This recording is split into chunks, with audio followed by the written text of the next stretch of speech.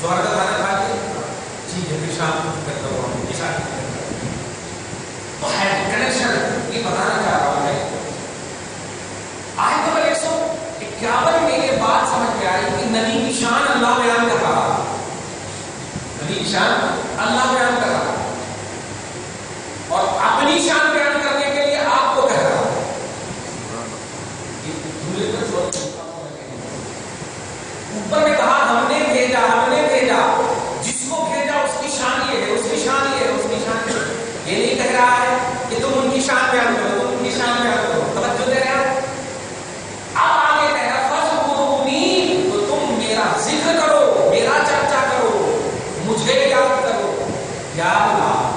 نبی کی شان تو نے بیان کیا، نبی کا ذکر تو نے کیا، نبی کا چرچا تو نے کیا، اور امتی کو اپنا تذکرہ کروا رہا ہے. آپ سمجھیے اس پہلو کو سمجھنا ہو تو سورہ احزاب آیت نمبر 56 ان اللہ و ملائکتہ یصلون علی النبی، بے شک اللہ اور اس کے سارے فرشتے نبی اکرم صلی اللہ علیہ وسلم پر درود بھیجتے ہیں. یا ایھا الذین آمنوا، اے ایمان والو تم بھی ان پر درود بھیجو اور خوب سلام بھیجو. ایمان ہے مشہور ہے یا کہ کلمہ صلی اللہ علیہ وسلم. اب آپ بتائیے یہ آیت کریمہ جب اتری حضرت سیدنا ابوبکر صدیق کے ساتھ جب ان کے رفقا نبی پاک صلی اللہ علیہ وسلم کی بارگاہ میں گئے اور جانے کے بعد حضرت ابوبکر صدیق عرض کرتے ہیں یا رسول اللہ، اللہ کی شان یہ ہے کہ جب بھی کوئی نعمت آپ کو دیتا ہے عقیدہ دیتی ہے تو آپ کے صدقے میں ہم امتوں کو بھی عطا فرماتا ہے. یہ اللہ کی شان ہے. جو بھی آپ ایسا نہیں کہ پرسنل صرف آپ کو دیتا، آپ کے صدقے میں ہمیں بھی دیتا. لیکن اس آیت کریمہ میں اللہ پاک آپ پر بھیجتا، فرشتے آپ پر بھیجتے، ایمان والوں کو بھی آپ ہی پر. اس میں تو صرف آپ ہی ہے نا. کمال ہے. تو اللہ بھی آپ ہی پر، فرشتے بھی آپ ہی پر، ہم لوگ بھی آپ ہی پر. تو یہ نعمت تو ایسی ہوئی جو آپ ہی کے لیے ہو گئی نا. یہ بول بول کر رونے لگے ہمارے کو بھی ہونا تو ہونا ایسا شادی دینے والا ہے. اس طرح سے بولتے لگے. توجہ دے رہے ہیں. اس سورہ احزاب کے حق میں 56 جب نازل ہوئی تو ایسا ہوا. توجہ دیجیے ایسے بول ہی رہے تھے نبی پاک مسکرائے تو اسی سورہ پاک میں آیت نمبر 42 یا 43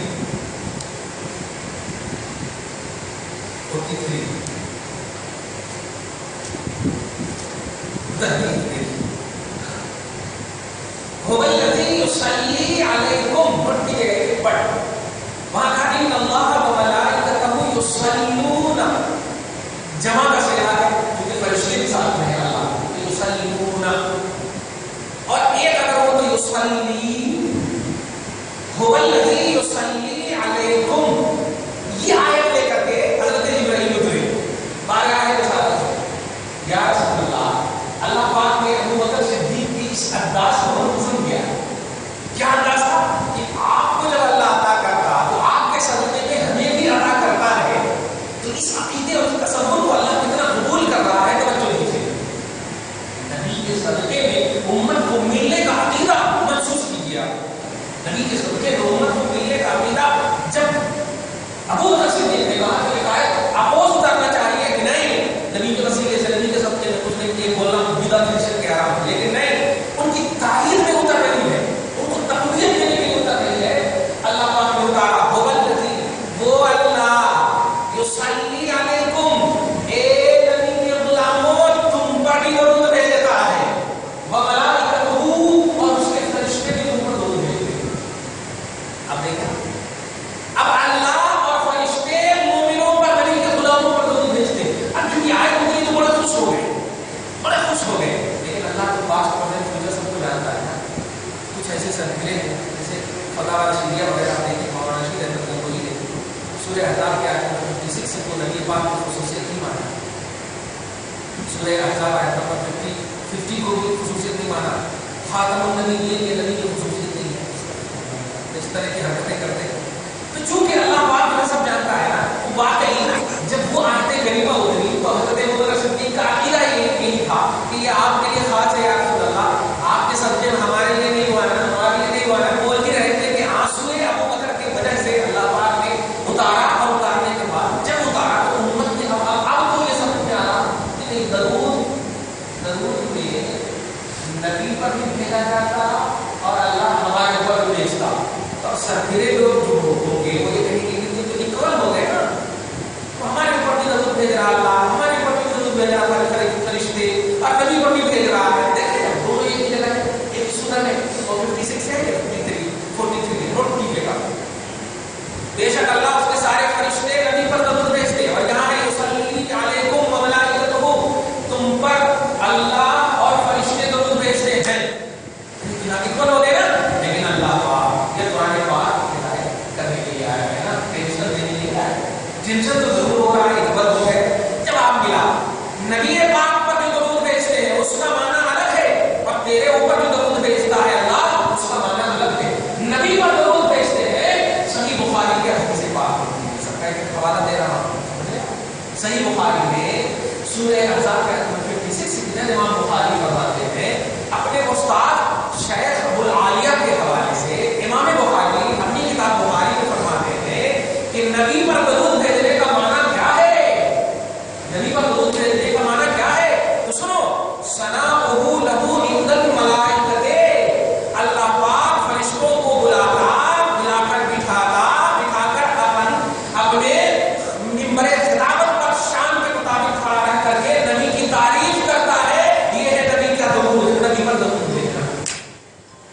ثنائے مصطفیٰ بیان کرنا، نبی کی تعریف فرشتوں کے سامنے اللہ کرے، یہ ہے نبی پر درود بھیجنا. اور تیرے اوپر جو درود بھیجتا ہے اس کا معنی یہ ہے کہ تجھے گمراہی سے بچائے گا، تجھے ظلمات سے نکال کر کے نور کی طرف لائے گا. چنانچہ اللہ فرماتا ہے هو الذی یصلی علیکم وملائکتہ لیخرجکم من الظلمات الی النور. اے لوگوں، اے ایمان والو، تیرے اوپر اللہ اور اس کے سارے فرشتے جو درود بھیجتے ہیں اس کی وجہ کیا ہے؟ لیخرجکم، تاکہ وہ تمہیں نکال دے من الظلمات، تاریکیوں سے، کفر کی تاریکیوں سے، بدعت کی تاریکیوں سے، گمراہی کی تاریکیوں سے، شرک کی تاریکیوں سے، نور ہدایت کی طرف. نور ہدایت فرق ہو گیا نا. تو نبی پر جو درود بھیجتا وہ نبی کی تعریف کے لیے، آپ پر جو درود بھیجتا آپ کو گمراہی سے بچانے کے لیے. اب اقبال نہیں کر رہے ہو گیا نا. امتی نبی کا فرق معلوم ہو گیا. یہ ہے اصل فرق. اب آپ سمجھیے اللہ پاک نے کیا درود بھیجتا. ایک تو یہ تفصیل سنے، جب یہ آیت نازل ہوئی تو صحابہ پھر آئے اور آنے کا عرض کیا یا رسول اللہ، آپ نے تشہد میں ہمیں سکھا دیا ہے کہ آپ پر سلام کیسے پڑھنا. التحیات للہ والصلوات والطیبات السلام علیک ایھا النبی، یہ آپ نے سکھایا. اس سلام تو ہم جانتے ہیں، مگر اس آیت کریمہ میں سلام بھی پڑھنے اللہ کہہ رہا ہے اور درود بھی پڑھنے کہہ رہا ہے. صلو علیہ وسلموا تسلیما، درود بھی پڑھو اور سلام بھی پڑھو. تو تسلیم یعنی سلام پڑھنا ہمیں معلوم ہے. وکیف نصلی علیہ، لیکن درود ہم کیسے پڑھیں گے یہ ہمیں بتا دیجیے. درود پڑھنے کے بارے میں ہمیں معلوم ہے. صحابہ نے جب عرض کیا تو نبی پاک صلی اللہ علیہ وسلم کو کیا کہنا چاہتے ہیں؟ میں اگر آپ کو چائے لائے تو آپ ہم کو کہیں گے کہ نہیں آپ ہی بھی آئیے، میں سمجھوں گا کیا تو آپ ہم سے ناراض ہیں، کیا ہم سے فالو نہیں کرتے، قبول نہیں کرتے. یہ نہیں ہوگا، کیونکہ کسی کے حکم کو رد کرنے کا مطلب کیا ہوتا ہے؟ کیا تم سے فالو نہیں کرنا ہے، مان کرتے بس. اب آپ بڑے اچھے سے توجہ سنیے اور مزہ آ جائے گا. جب رسول اللہ صلی اللہ علیہ وسلم سے یہ جملہ عرض کیا درود ہم آپ پر کیسے بھیجیں، تو نبی نے فرمایا پوری کتابوں میں آپ دیکھیے گا قولوا اللهم صل على محمد وعلى آل محمد كما صليت على ابراهيم وعلى آل ابراهيم انك حميد مجيد. اب اس کا ترجمہ سن لیجیے، اب آپ کو خود سمجھ میں آ جائے گا جو میں نے ابھی کہا. میں نے آپ کو اللہ نے کہا اور آپ میرے کو بول رہے میں نے کہا آپ سے کیا. اچھا توجہ دیجیے کیا کہا اللہ نے؟ صلو علیہ وسلم تسلیما، اے ایمان والو تم درود پڑھنا. اللہ کا آرڈر ہے تم درود پڑھنا.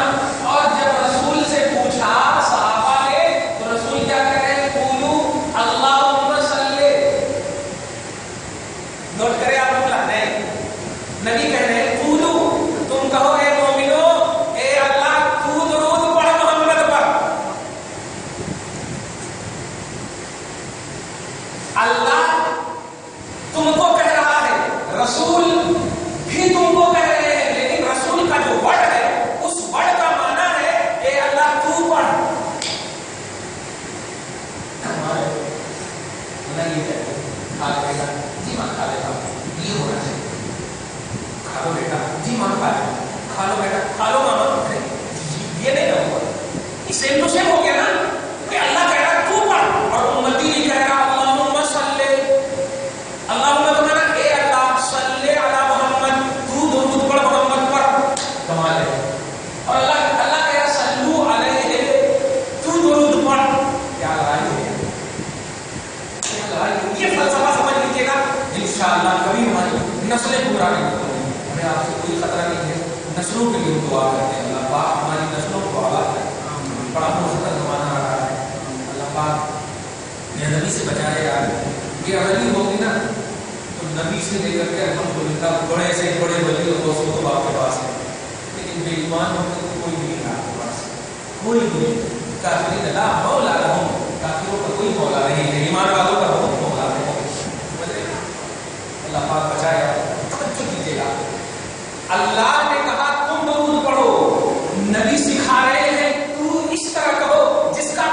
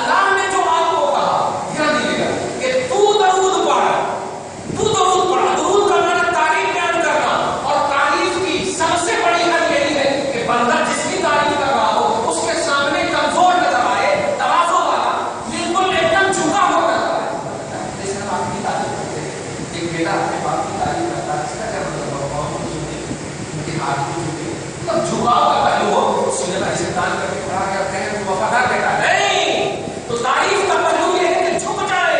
امتیوں، اللہ کا رسول یہ کہنا چاہتا ہے تم میری تعریف نہیں کر سکتے، اور جب نہیں کر سکتے تو جھک جا، اور جو کر سکتا ہے اسی سے گزارش کر لے، اسی سے گزارش کر لے.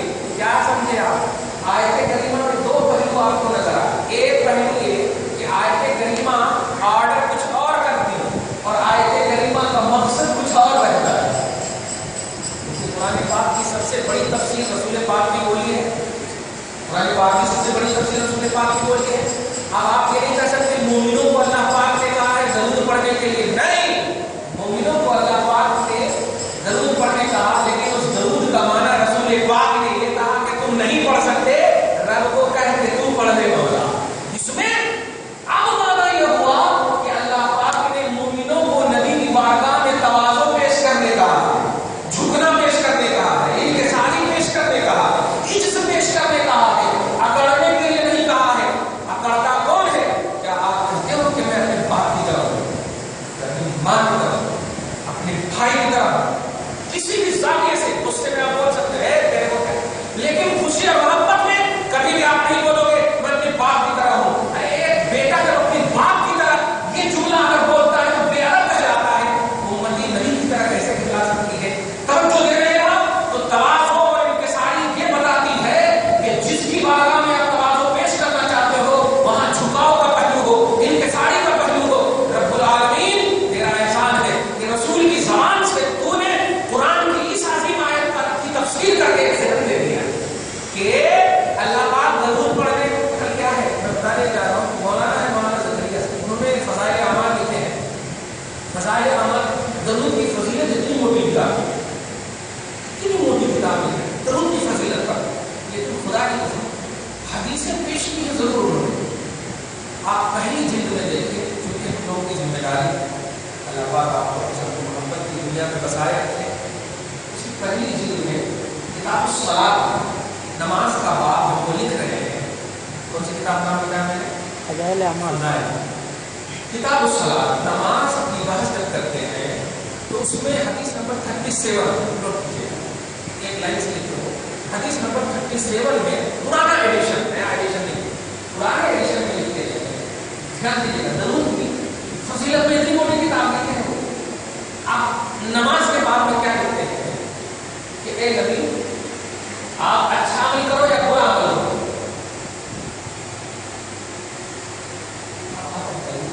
چھوٹا سا ادنا سا بچے سے پوچھو برا عمل کرتے ہیں اور جی کہتا ہے برا کا لفظ سننا بھی برا سمجھتا ہے، برا کا لفظ سننا بھی برا سمجھتا ہے. لیکن انہوں برائکٹ میں لکھے ہیں. برائکٹ بولے تو برائکٹ اپنا لفظ ہوتا، اپنا بٹ ہوتا، ایگزیکٹ قرآن حدیث نہیں ہوتی. قرآن حدیث کی میننگ جو ہمارا دماغ کہہ رہا ہے اس کو برائکٹ میں آپ لکھ دیتے ہیں نا. تو برائکٹ میں لکھے آپ جو بھی کریں تو برائکٹ میں لکھ رہے ہیں اچھا کریں یا برا کریں. آپ بتائیے نبی پاک کی طرف برے کی نسبت کرنے والا وہ کبھی بھی درود کی تعریف یا درود کی میننگ نہیں سمجھ سکتا. اس لیے کہ درود کہتے ہیں اس کو کہ بندہ اپنی عاجزی کو ظاہر کر کے اے اللہ تو ہی اپنے نبی کی شان بیان کر سکتا ہے، ہم بندے نہیں بیان کر سکتے ہیں. جو بندہ ایسا نبی سمجھے گا وہ کبھی بھی نبی کو یہ نہیں کہے گا کہ آپ برا بھی کر سکتے ہیں، برائی کی نسبت نہیں کر سکتے ہیں. اس لیے میں یہ جملہ کہہ رہا ہوں، اس کو آپ محسوس کیجیے کہ درود اللہم صلی علی محمد صلی اللہ علیہ وسلم یہ معنی نہیں ہے درود کا. درود کا اصل ایگزیکٹ معنی یہ ہے کہ آپ اپنے آپ کو بالکل سمرپن ایک کر دیں، آپ سمرپن ایک کر دیں، ایک دم بالکل ہم سرنڈر کر دیں نبی کی بارگاہ. یہ اللہ پاک نے کہا ہے کیونکہ سب سے بڑی تفسیر قرآن کی رسول پاک کی زبان ہے. سب سے بڑی تفسیر رسول پاک کی زبان ہے. جس تفسیر کو آپ حدیث کریں، جس تفسیر کو آپ حدیث کریں، قرآن ہی کے ڈیٹیل بیان کرنے کا نام جیسے اقیموا الصلاۃ، نماز قائم کرو. رسول پاک نے 4 رکعت 2 رکعت 3 رکعت دی. رسول پاک نے بتایا. کہنا یہ ہے کہ اب آپ سنیے اس آیت کے اوپر اللہ پاک فذکرونی، تم میرا ذکر کرو. نبی کا ذکر کس نے کیا؟ اللہ پاک نے. درس میں سنے نبی کا ذکر اللہ پاک نے کیا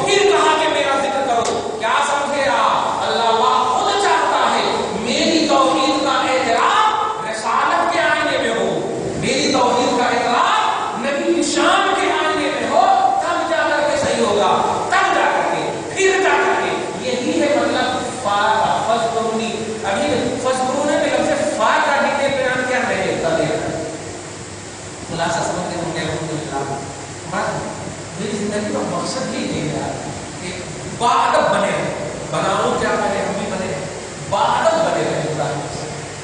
جس خدا اور جس رسول نے باپ ماں کا آئیڈیل، باپ ماں کا اتنا احترام کرنے کا وہ غوث القطب ابدال کی ساری کائنات میں سب سے بڑے نبی کا احترام کتنا کرتا ہوگا، کتنا کروانا چاہتا ہوگا. باپ ماں کا اتنا احترام کہ کسی پاک کے حوالے سے میں نے بتایا تھا کہ اگر مشرک بھی باپ ماں ہو، سورہ لقمان کا ایک منظر میں آتے ہیں مشرک بت پرست باپ ماں ہو، تفسیر کے حوالے سے آپ سنیں گے، اور شرک کرنے جانے والے ہو تو بیٹے کا فرض ہے کہ وہ شرک میں مدد نہ کرے. یہ معلوم ہو کہ آپ مندر سے شرک کر کے میرے باپ ماں آنے والے ہیں، دھیان دیجیے. تو اب بیٹے کی ذمہ داری ہے کہ اپنے گھر تک ہاتھ پکڑ کر کے ہوگا نہیں سمجھا. بت خانہ جانا یہ آپ اطاعت نہیں کر سکتے، لیکن بت خانے سے اگر گھر تک آ رہے ہیں تو ایک نیک بیٹے کی پہچان یہ قرآن کہتا ہے صاحب ہوا فی دنیا معروفا، دنیا میں بھلائی کے ساتھ پیش ہو. کہیں میرے باپ راستے میں گر نہ جائے، بت پرستی کرنے جا رہے ہیں اور گر جائیں تو کوئی ذمہ دار نہیں ہے. لیکن اگر بت پرستی کر کے تمہارے گھر آ رہے ہیں تو ذمہ داری ان کے ہاتھ میں پکڑو. تو ایک مشرک باپ ماں کے ساتھ اس طرح بلیونگ کا پہلو ہے، اس طرح جھکنے کا، اس طرح پیش آنے کا پہلو ہے. بتائیے جو شرک کا خاتمہ کرنے والے نبی جن کے صدقے میں ہم جنت جانے والے ہیں، ان کا احترام کتنا چاہتا ہوگا اللہ. بس یہی سمجھو آپ کہ گزشتہ درس میں شان محمدی کو بیان اللہ نے کی تھی، اور اس شان کے بعد اللہ چاہ رہا ہے آؤ میری بارگاہ میں آؤ، آؤ میری بارگاہ میں آؤ.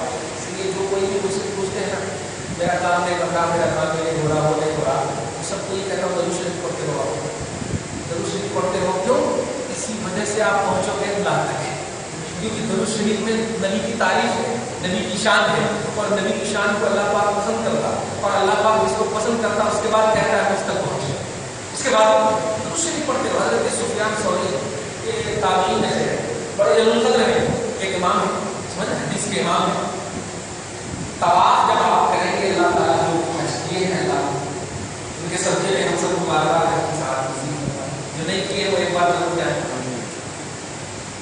تو طواف جب کریں گے رکن یمانی کے پاس کیا پڑھنا چاہیے، رکن عراقی کے پاس کیا پڑھنا چاہیے، شامی کے پاس کیا پڑھنا چاہیے، حجر اسود کے پاس کیا پڑھنا چاہیے، ایک چکر میں کیا، سیکنڈ چکر میں کیا، تھرڈ میں کیا، یہ سارے چکروں میں پڑھنے والی الگ الگ دعائیں ہیں. سمجھ لے رہا حضرت سفیان طواف کر رہے ہیں، ہر طواف میں خالی درود ہی پڑھ رہے ہیں.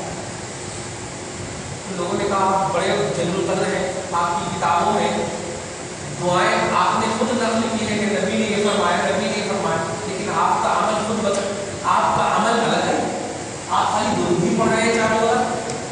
محبت کا جواب سنیے اور ایمان تازہ فرماتے ہیں کہ جہاں جہاں جو پڑھو گے وہ دعا ہے، اور دعا اللہ پاک قبول کرتا، اور اللہ پاک تک پہنچنے کے لیے درود ہے.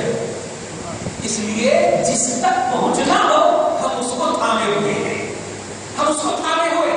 باقی اللہ پاک کے پاس جب پہنچ جائیں گے ہم تو ہماری ضرورت کیا ہے، وہ تو دلوں کے راز کو بھی جانتا ہے، دلوں کے راز کو بھی جانتا ہے، وہ ہماری ضرورت آٹومیٹک پوری کر دے گا. مگر اگر دور رہیں گے تو ہم کہاں سے مل پائیں گے. پہلے پہنچنا ہے اس کی بارگاہ تک، اور اس کی بات تک پہنچنے کے لیے شان محمدی سرائے یہ تو دور پڑ رہے ہیں.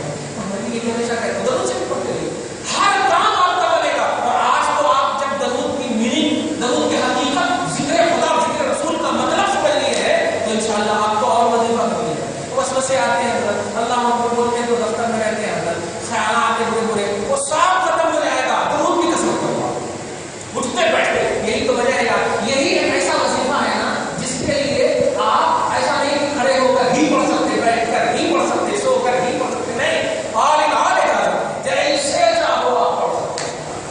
کتنا بیسٹ وظیفہ ہے کہ اللہ پاک تک پہنچنے کا کھلا واحد زبردست ذریعہ ہے، زبردست ذریعہ ہے. اور اس ذریعے کا صرف اور صرف بیس ہے شرائع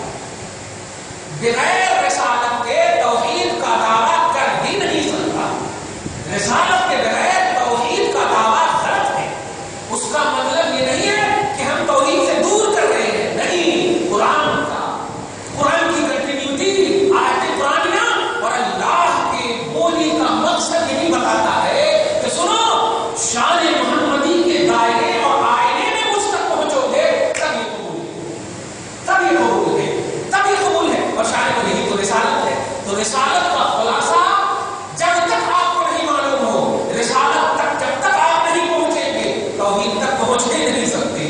جو کوئی بھی خالص توحید کا درس اللہ سبحانہ فرماتا اور رسول پاک کو زمین سے سمجھے ہوئے کچھ بھی ہے نہیں ان کا مقام، کچھ بھی ہے نہیں ایک دم بالکل، رسول کو چھوڑ دیتے، رسول کی حدیث کو لے لیتے، حدیث کو لے لیتے، میری بات کو لے لیں گے آپ مجھے نہیں کر دیں گے. یہ کیا کہاں کر سکتے؟ روشنی کو فائدہ حاصل کریں گے، سورج کا انکار کر دیا، ایسا نہیں، یہ دوسرے کے لیے لازم ہے. قائل بغیر قول کے نہیں ہو سکتا، ایسے ہی قول بھی بغیر قائل کے نہیں ہو سکتا. کہنے والا جتنا معتبر ہوگا اس کی بات بھی اتنی ہی معتبر ہوگی، آتھینٹک ہوگی. تو بات اگر رسول کی لے رہے ہو اور وہ آتھینٹک ہے تو اس سے کہیں زیادہ رسول کو آتھینٹک مانا ہوگا، اس سے کہیں زیادہ رسول کو آتھینٹک مانا ہوگا. اور نبی کو آتھینٹک ماننے کا مطلب یہ ہے کہ اس کو کمزور نہ مانو. اسی سے یہ عقیدہ بھی مل گیا. سمجھ لیجیے یہ حدیث ضعیف ہے، یہ حدیث کمزور ہے، یہ بھی سمجھ میں آ گیا آپ کو کہ جس بھی حدیث پاک کا آپ ناز کرتے ہو وہ حدیث رسول کی ہے. اور اس حدیث کو جتنا پاورفل مانتے ہو، یاد رکھنا کوئی ایسی حدیث جنم لے ہی نہیں سکتی جو نبی کو کمزور کرنے کے لیے آئی. اس لیے کہ ساری حدیثوں کا مرکز